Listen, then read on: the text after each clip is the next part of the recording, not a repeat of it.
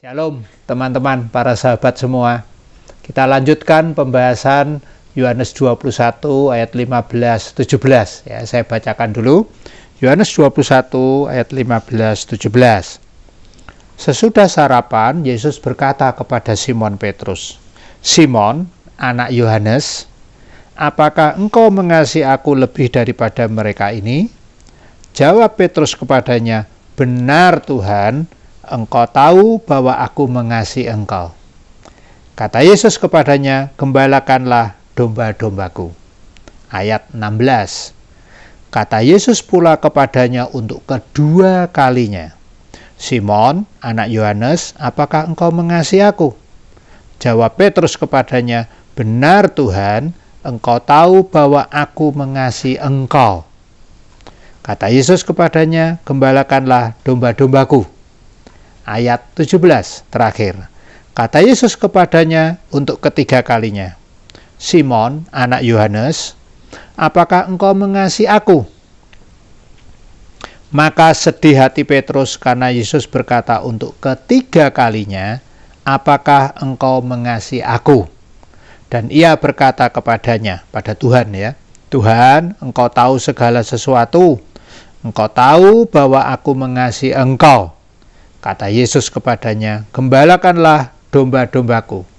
Ya, kita udah bahas beberapa frasa-frasa atau bagian daripada kalimat itu yang tiga kali ya. Nah, di sini juga domba ini juga disebut tiga kali. Di dalam teks bahasa Indonesia disebutkan gembalakanlah domba-dombaku tiga kali. Dombanya siapa? Dombanya Tuhan ya. Bukan dombaku huruf kecil, tetapi dombaku huruf besar. Jadi kita perlu ingat, itu bukan domba kita. Kita cuma diberi tugas, diberi tanggung jawab, supaya kita melakukan dengan rela untuk menggembalakan domba-domba itu, jemaat Tuhan. Dombanya Tuhan loh ya, bukan domba kita. Ya, kita udah bahas bahwa gembala itu merupakan kata perintah ya. Jadi kita hindari untuk kita berpikir menggembalakan dengan cara atau pikiran kita sendiri. Perlu dihindari hal seperti itu. Karena dombanya Tuhan. Caranya Tuhan. Ya.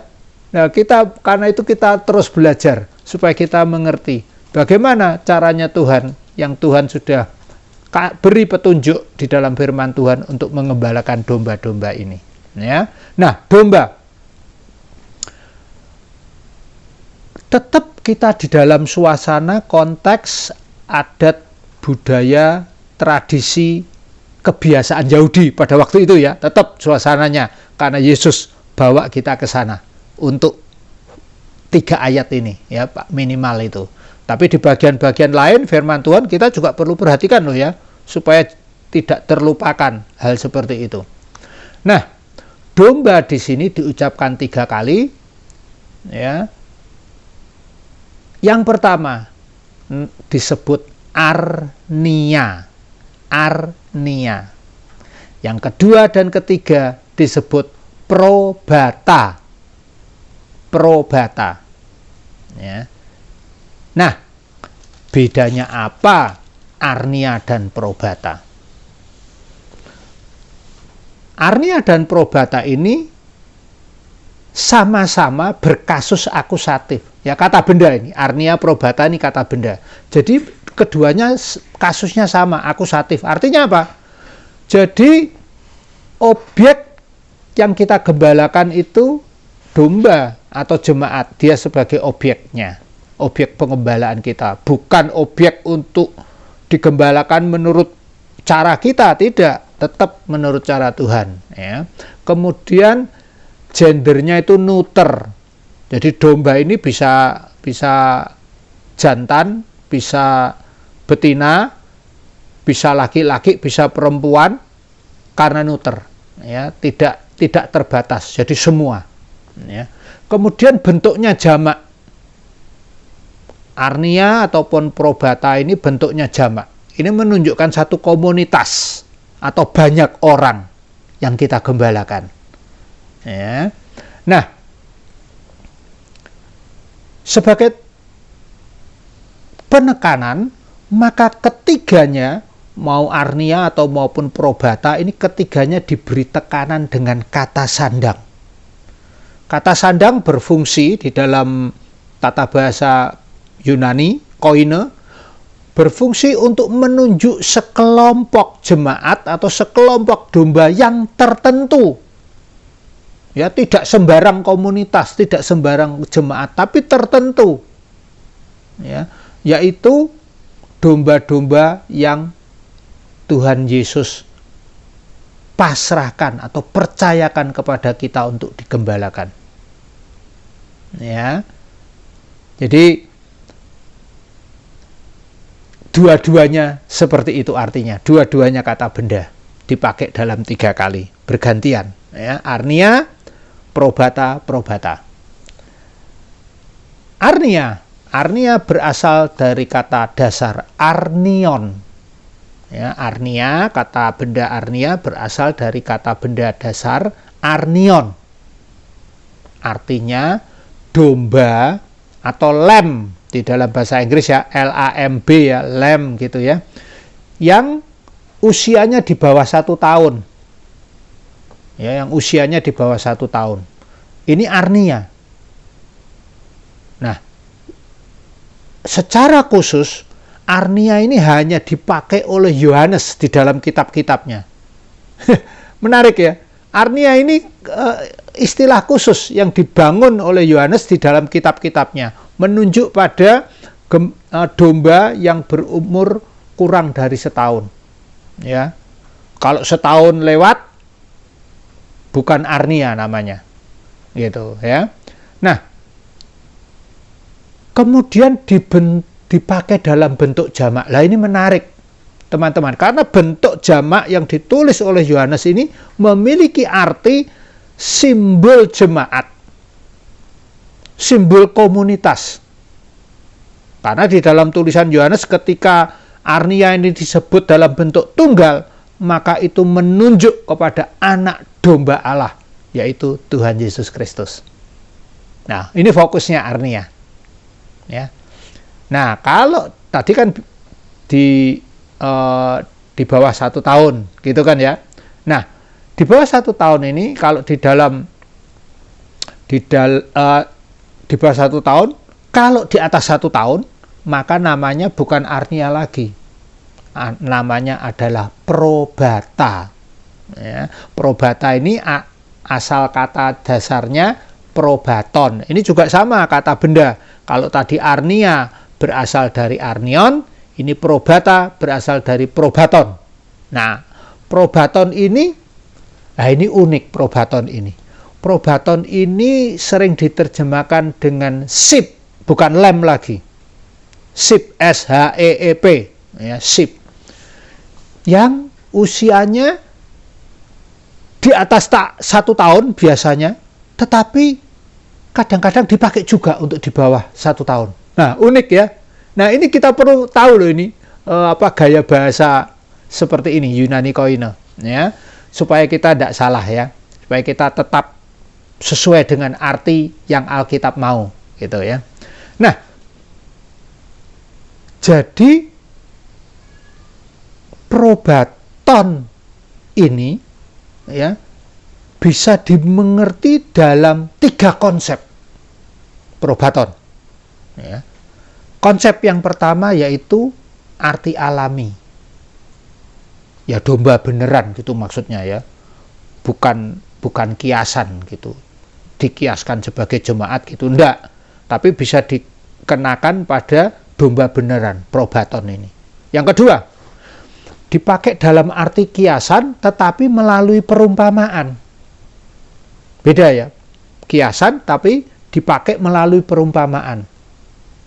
Nah, diumpamakan probaton.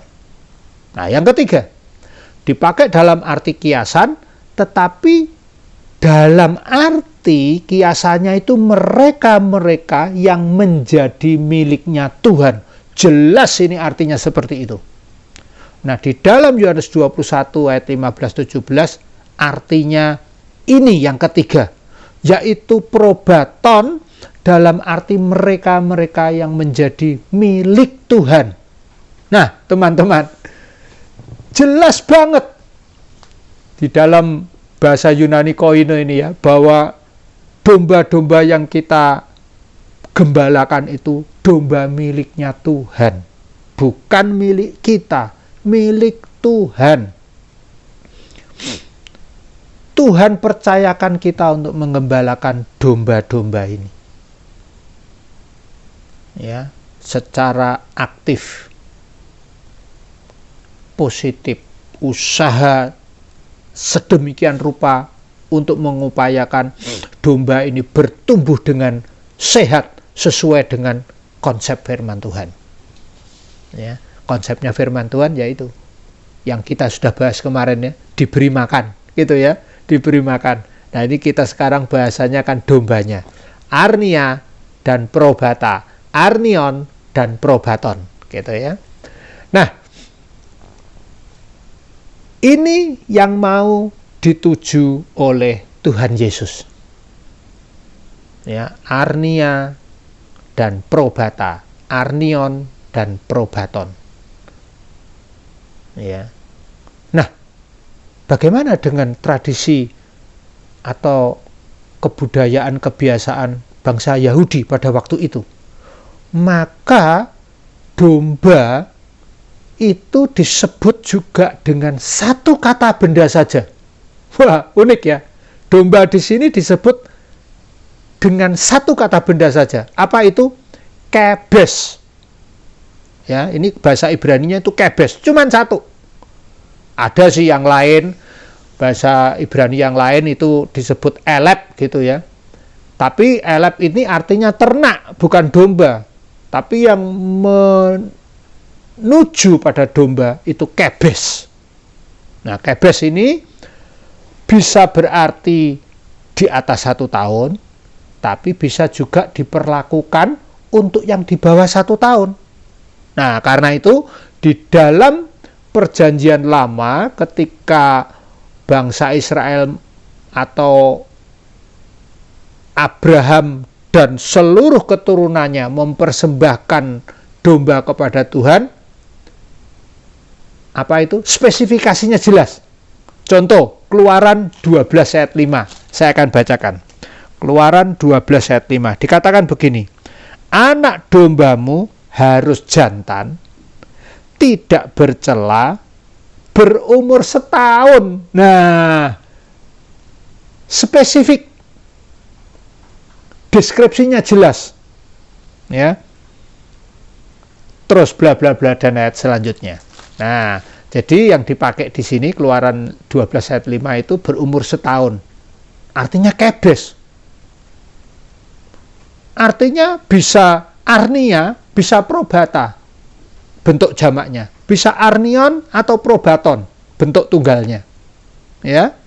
Nah, jadi PL dan PB ternyata klop artinya, ya, klop, sama artinya. Ya, karena itu merupakan pegangan bagi kita, PL dan PB merupakan satu kesatuan, tidak bisa dipisah. Ya. Nah, bila kita di dalam hal ini, maka bila kita sudah rela mengasihi Tuhan Yesus secara terus-menerus, maka Tuhan Yesus memberikan tugas bagi kita. Untuk apa?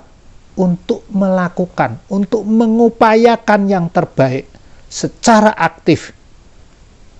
Memberi makan, feed.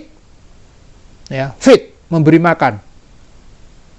Episode yang lalu, boske, poi maino, bosko, gitu ya, memberi makan